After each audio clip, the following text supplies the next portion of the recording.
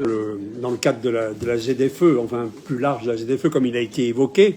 Et pour nous, nous sommes très inquiets de la concurrence qui se joue dans la majorité à propos de la mise en place de cette ZFE, parce que c'est une concurrence un peu démagogique dont nous craignons que soient victimes un certain nombre d'usagers de la métropole, victimes de ces surenchères entre les uns et les autres, alors que dans ce domaine-là, il y a des techniques, il y a des problèmes financiers, et il y a des problèmes matériels, il y a des données physiques qu'il faut prendre en compte, plutôt que d'être toujours dans une position dogmatique, de principe, idéologique, qui impose ces solutions. Sur le point précis de ce dispositif sur fonds publics, de l'aide à l'acquisition de vélos, pourquoi pas?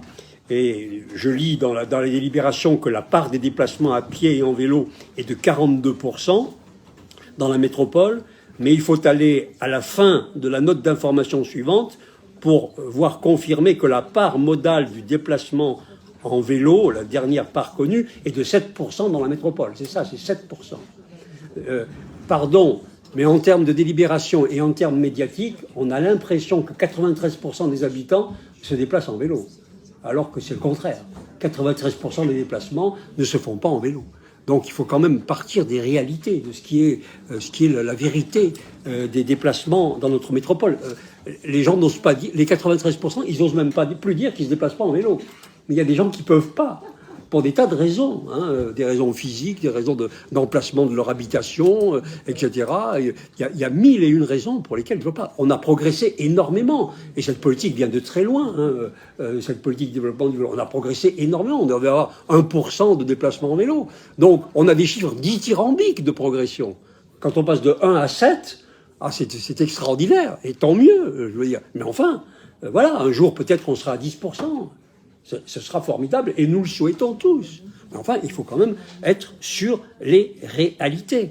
Et donc ces 43%, par exemple, sur la ville-centre, 42 à 43% des déplacements se font à pied, c'est-à-dire la méthode la plus écologique. Il n'y a pas plus écologique, vous savez, il n'y a pas besoin de matériel, il n'y a pas besoin d'électrique, il n'y a besoin de rien. Que des gens dans une ville qui est plate et pas très large, en assise.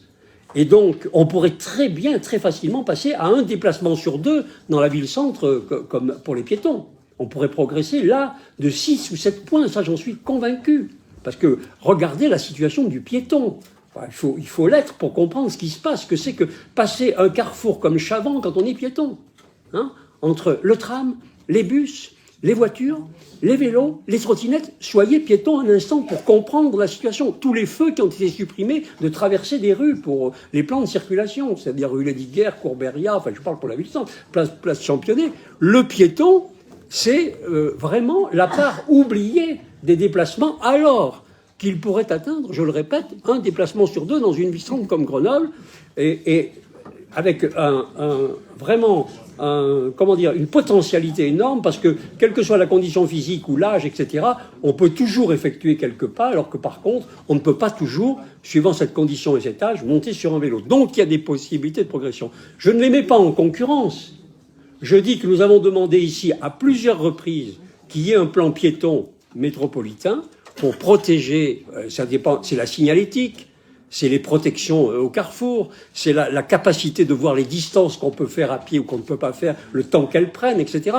Tout ceci, honnêtement, en termes financiers, représente peu de choses et pourrait vraiment améliorer les conditions des déplacements. J'attire votre attention au moment où on vote cette délibération, que pour notre part, nous allons évidemment voter, mais sur l'ensemble de l'espace médiatique, il y a quand même, pour des déplacements qui peuvent représenter 1 sur 2 dans une ville comme Grenoble et 40% dans la métropole, très très peu d'aménagements, très très peu d'initiatives, alors qu'elles seraient très peu coûteuses. Et je tenais à attirer votre attention sur ce sujet, comme nous l'avons déjà fait à plusieurs reprises. Et je vous remercie de votre attention et peut-être un jour de la prendre en compte.